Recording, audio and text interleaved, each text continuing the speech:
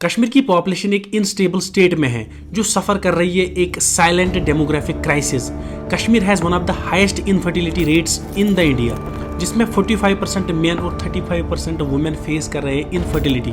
जो fertility rate 3.1 थी 1990s में, अब वो मेयरली 1.4 है। ये fertility rate below replacement rate है।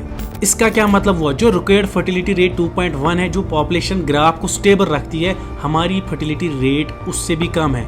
मतलब बच्चों की पॉपुलेशन कम हो रही है। इसका मतलब ये है कि फ्यूचर में ओल्ड एज के लोग ज्यादा होंगे और यंगस्टर्स कम होंगे।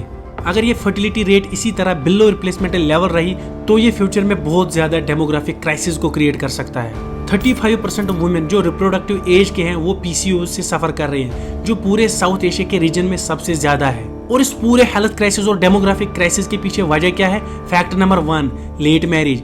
एजुकेशन, अनएम्प्लॉयमेंट और कन्फ्लिक्ट यहाँ के यंगस्टर्स को फोर्स कर रहा है लेट मैरिज के लिए। 90s के अराउंड जो फर्टिलिटी रेट 3.1 थी, उसी के अराउंड एवरेज मैरिंग एज 21 थी। इस टाइम फर्टिलिटी रेट 1.4 है और एवरेज मैरिंग एज 28, 29, 30 तक पहुंच चुकी है। इसीलिए कहा जाता है कि जो एवरेज मैरिंग एज इंक्रीज हुई है वो इनफर्टिलिटी केसेस को बढ़ा रही है।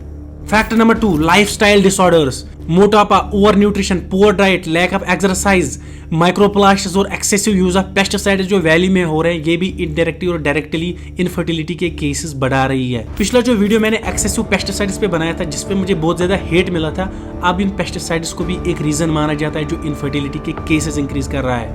नाउ द क्वेश्चन इज, अब सोल्यूशन क्या है? पॉइंट नंबर 1, जो मैंने काजेस बताए उनके ऊपर काम करना।